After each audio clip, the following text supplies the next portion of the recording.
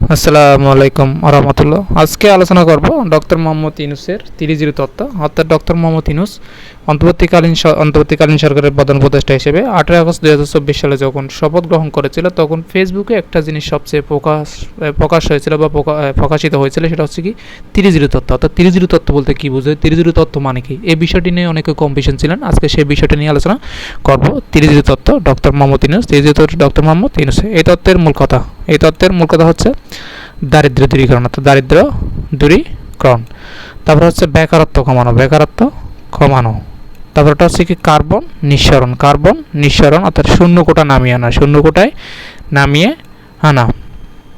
আর সবচেয়ে মজার বিষয় হচ্ছে 2024 সালে অলিম্পিকের থিম ছিল এই 30 তত্ত্বটা।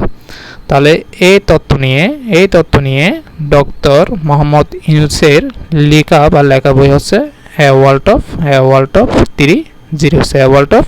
30। অর্থাৎ এই তত্ত্ব নিয়ে যে ডক্টর মোহাম্মদ ইউনূস একটা বই লিখছে, সেটার নাম হচ্ছে কি এ ওয়ার্ল্ড অফ 30।